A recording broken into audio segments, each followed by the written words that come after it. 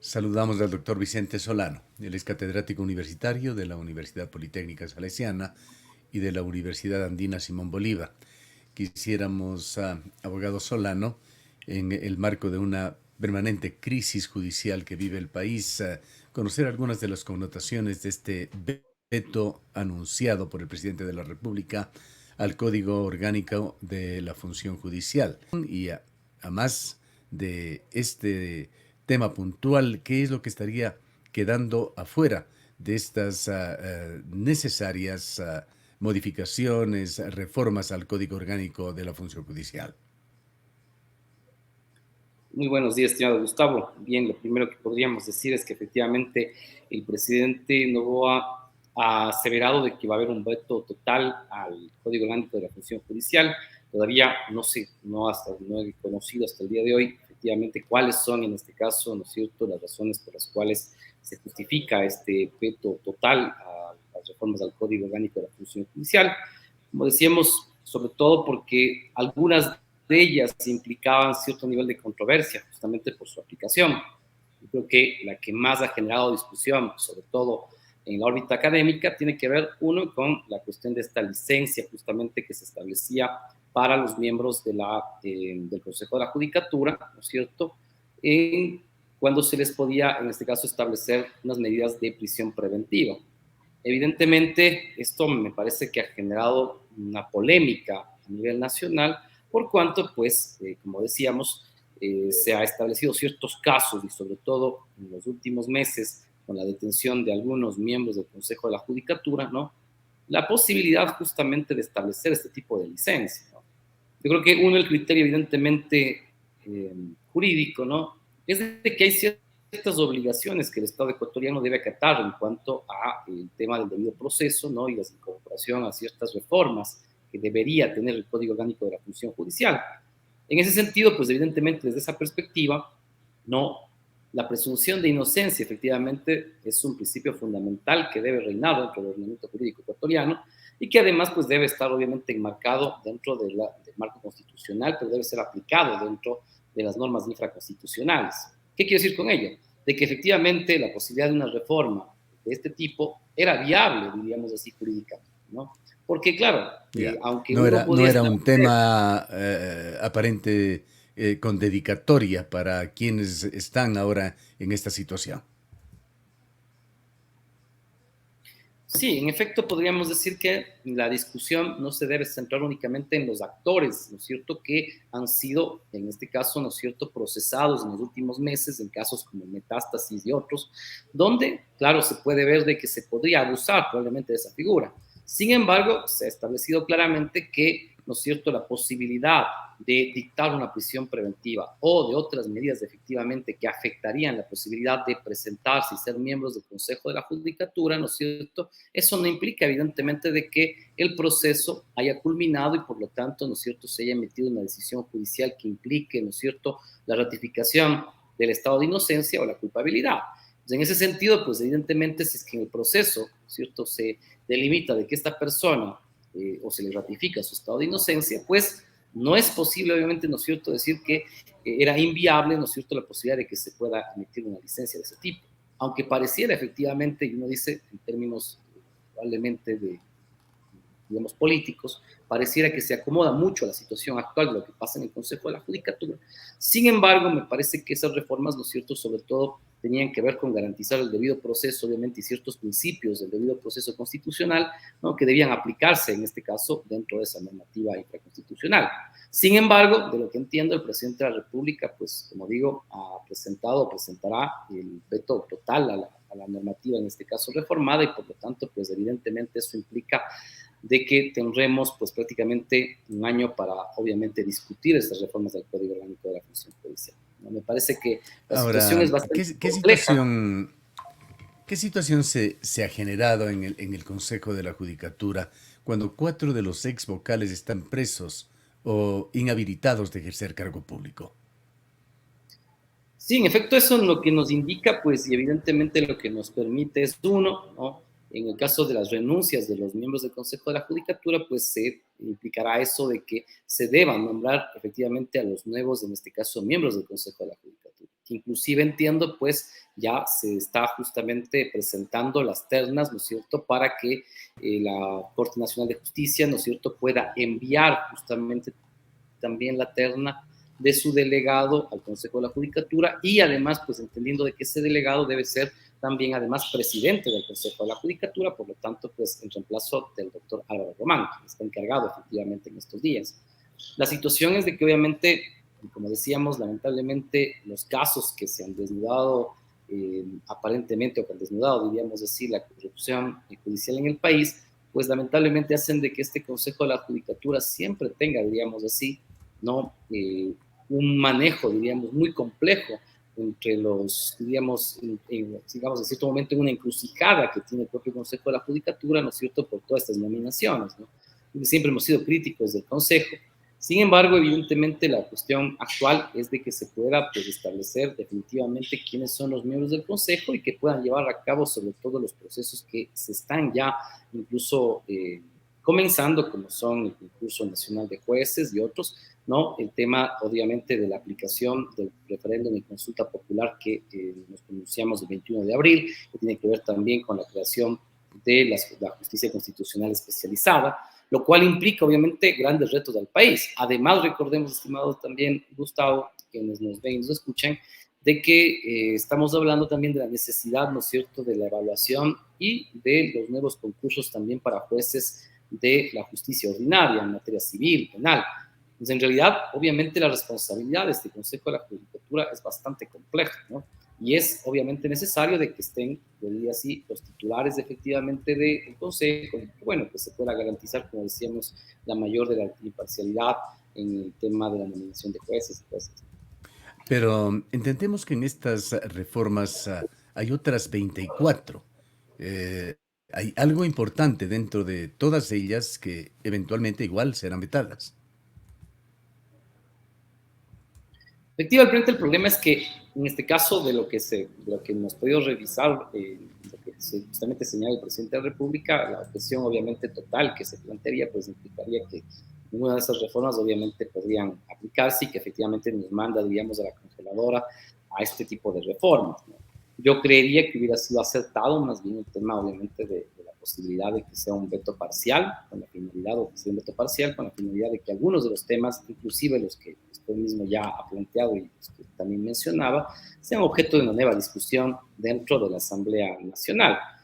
Más allá de que efectivamente luego de la aprobación de esas reformas, ¿no?, vimos como ciertos actores, ¿no es cierto?, incluso el propio presidente, ¿no es cierto?, ha señalado de que efectivamente, o sus voceros, de que no está de acuerdo con varias de estas reformas. Pero lo que nos sorprende es, en cambio, que en la Asamblea Nacional varios de esos actores involucrados, incluidos ciertos asambleístas del propio gobierno nacional, votaron a favor de esas reformas, ¿no? Entonces, un poco, digamos así, hay un nivel de incongruencia, diríamos, entre la actuación, obviamente, en el legislativo y en el ejecutivo, ¿no? Yo creo que tal vez el desconocimiento probablemente de esa parte de las reformas hace que muchos de los asambleístas hayan votado a favor de esas reformas, ¿no? Yo creería que es indispensable, en ese sentido imprescindible, remitirnos a los debates que se dieron en la comisión, justamente, ¿no es cierto?, en la cual se tramitaron todas estas reformas. El propio Consejo de la Judicatura ha indicado en días anteriores, el propio presidente Álvaro Román inclusive, y en comunicados también, es que el Consejo de la Judicatura, pues, hizo ciertos reparos específicamente sobre algunas de estas reformas. Sobre la más controversial, efectivamente decía, bueno, nosotros no estamos necesariamente de acuerdo con esa reforma. Sin embargo, obviamente, como decíamos también, el Consejo de la Judicatura no tiene iniciativa legislativa y por lo tanto, pues, no es que el Consejo impulsó esa reforma. Entonces, yo lo que entiendo es que probablemente en la propia comisión, ¿no es cierto?, del legislativo, no se pudo conocer de buena forma, o si no, hubo cierto nivel de ingenuidad, ¿no es cierto?, en cómo se estaban estableciendo este tipo de reformas. Como digo, lamentablemente el momento en el cual se ha aprobado estas reformas probablemente es un momento político complejo y claro, pues evidentemente este tipo de reformas no son, diríamos así, probablemente no tengan, diríamos así, el respaldo de la ciudadanía, o en este caso, ¿no es cierto?, la opinión de la ciudadanía es probablemente divergente con la aprobación de estas reformas. Sin embargo, yo creo que la discusión no va solamente por ahí, sino tiene que ver con una cuestión mucho más técnica. Por otra parte, ¿qué importancia tiene la sesión que tendrá este jueves la Asamblea Nacional con el propósito de aprobar la terna con los nombres propuestos para esta función del Estado, el Consejo de la Judicatura? Yo creía que es importantísimo, como decíamos, en este sentido, ¿no? Entender, obviamente, ¿no es cierto?, que el Consejo de la Judicatura es un órgano de administración, digamos, un órgano administrativo de la función judicial. Lamentablemente, el problema es que muchas de las veces este Consejo de la Judicatura, por sus prerrogativas, por sus atribuciones, ¿no? Siempre está en medio de una discusión sobre el carácter del control probablemente jurisdiccional, ¿no? O el control de las decisiones judiciales. Y eso es lo preocupante, ¿no? Porque muchas de las veces lo que se intenta justamente desde las otras funciones es tener un nivel de interferencia, de intervención directa, ¿no es cierto?, en las decisiones de los jueces, ¿no es cierto? Y obviamente, digamos así, su herramienta principal es tener un nivel de control en el Consejo de la Judicatura. Por eso mismo, ¿no? La necesidad incluso de los anteriores miembros del Consejo, ¿no es cierto?, en tratar de controlar sobre todo los concursos, ¿no? Entonces, evidentemente, eso, digamos, es un problema que tiene que ver con la estructura o con el diseño constitucional. Yo creo que es necesario, obviamente, pensar en la reforma del Consejo de la Judicatura. Sin embargo, más allá de eso, ¿no?, en el legislativo yo creo que la situación es un poco compleja en cuanto a la nominación de esa terna, porque en definitiva, ¿no es cierto?, tenemos que no hay una mayoría, diríamos, clara para poder aprobar, obviamente, esa terna.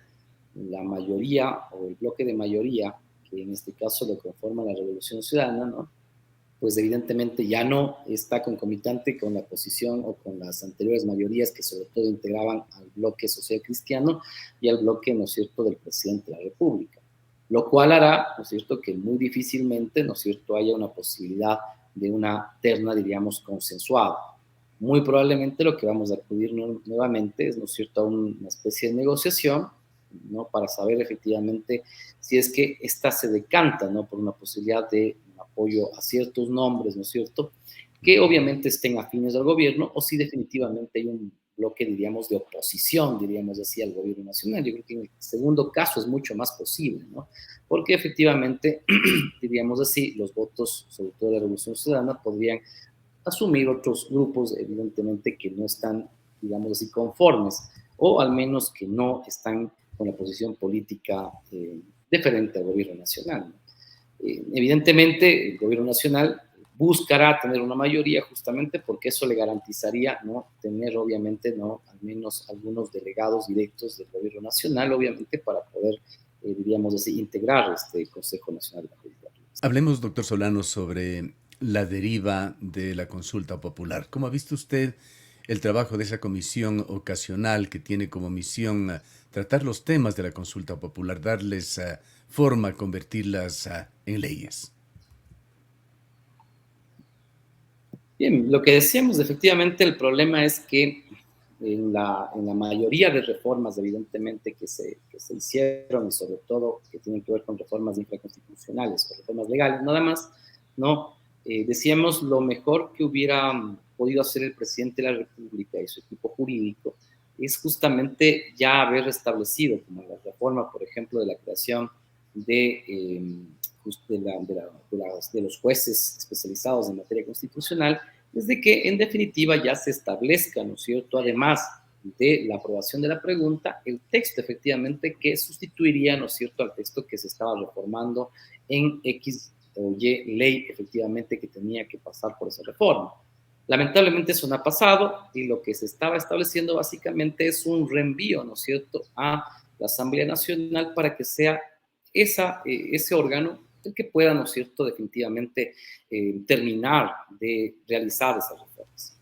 Como decíamos, lamentablemente la situación es compleja porque obviamente por el tiempo que se tiene, ¿no?, porque obviamente no cumpliría, diríamos así, los plazos y términos que están establecidos en la Ley Orgánica de la Función Legislativa.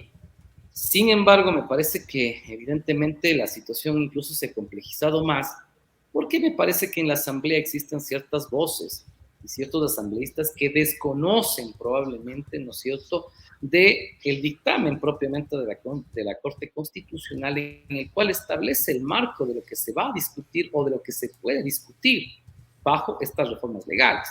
No es que estas reformas legales, ¿no es cierto?, pueden incluir otros más. ¿No? La Corte ha sido clara en establecer en su dictamen de que estos son los temas que se pueden tratar en esas reformas, ni uno más ni uno menos. Y claro, muchos dirán, ¿por qué es ese problema? ¿Por qué no podemos incluir esas otras reformas? Porque eso no ha sido obviamente objeto, ¿no es cierto?, de consulta a la ciudadanía. Y por lo tanto eso puede desvirtuar efectivamente, ¿no es cierto?, los resultados que la propia ciudadanía, ¿no es cierto?, expresó ese anterior 21 de abril. Por lo tanto, la Corte Constitucional, ¿qué es lo que puede hacer luego? Si es que muchas de estas reformas, obviamente, tienen que ver con otros temas, ¿no es cierto? Y obviamente no en el marco de lo que señala el dictamen justamente de la Corte Constitucional, la Corte pues puede establecer obviamente un control justamente, ¿no es cierto?, de obviamente si se ha dado seguimiento o no a ese dictamen. Y por lo tanto, pues evidentemente, como decíamos, va a haber una probabilidad de que esas normas efectivamente no pasen esa revisión, ese control por parte de la Corte Constitucional. A mí me parece preocupante Bien, porque me parece terminemos, que en la Asamblea no está claro eso. terminemos, doctor Solano, con esas declaraciones en rueda de prensa del viceministro Esteban Torres. ¿Se trata eso de un globo de ensayo o fue una candidez de la portavoz del gobierno? Esto relacionado con la vicepresidenta de la República. Bien, la situación es mucho más compleja en el gobierno, pero creo que todos entendemos de que el presidente de la República, ¿no es cierto?, no está para nada de acuerdo en la posibilidad de que en el caso de su ausencia temporal, sometido obviamente a una licencia que debería tomarse por la campaña electoral, de que en ese tiempo, pues, la vicepresidenta actual de la República, ¿no es cierto?, asuma justamente, ¿no es cierto?, la presidencia de manera temporal. Y eso creo que estamos claros. Yo creo que todos sabemos de que esa relación política y personal que existía entre la vicepresidenta y el presidente de la República, pues no estaba, diríamos, de la mejor forma, inclusive desde antes de las elecciones presidenciales de la segunda vuelta.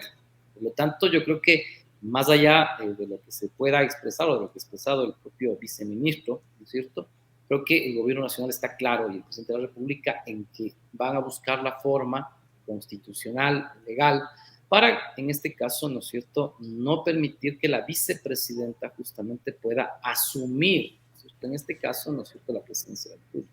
Ahora bien, Pero la cuestión es no puede bastante compleja, interpretarse no esto, es como tan, bien lo ha no es dicho el tan periodista fácil. Martín Pallares, puede ser interpretado esto como una conspiración contra la vicepresidenta, pues ella fue electa con el voto del pueblo, al igual que el presidente Noboa. Estimado Gustavo, sí, como le decía, me parece que más allá de que haya o no una especie de conspiración, ¿no? Yo creo que hay una voluntad del gobierno de no, en este caso, dar paso justamente a que la vicepresidenta de la República pueda asumir la presidencia. Yo creo que eso es claro. Y evidentemente eso tiene una razón, ¿no? Yo creo que hay un distanciamiento total entre la vicepresidenta y el presidente de la República. ¿Qué tanto daño podría hacerle el que la vicepresidenta de la República esté 30 o 45 días, ¿no?, en la presidencia de la República? Yo creo que eso evidentemente lo está midiendo el presidente Noboa y tiene claro de que si es que la vicepresidenta asume la presidencia de la República, está en riesgo la posibilidad de su reelección, más allá de todos los temas de que puedan darse dentro de una elección popular. Entonces yo creo que en ese sentido van a buscar todas las opciones, ¿cierto?, para que la vicepresidenta no asuma. Yo creo que va a ser muy difícil, y yo podría decir que casi imposible, de que la vicepresidenta Verónica Abad pueda asumir la presidencia de la República. Yo creo que más pronto que tarde estaremos ante la posibilidad de que la Asamblea Nacional tenga que nombrar a un vicepresidente, en este caso, que asuma las funciones, ¿no? Y que obviamente también eso será otro tema, ¿no?, otro debate, otra discusión. ¿Quién va a ser el vicepresidente de la República? Claro, muy delicado. El fin difícilmente va a justificar los medios. Quiero agradecerle mucho por su presencia, doctor Solano. Muchísimas gracias, estimado Gustavo. Gracias a todos. Declaraciones del abogado Vicente Solano, PhD, académico de la UPS y la Universidad Simón Bolívar, experto en teoría política y derecho constitucional.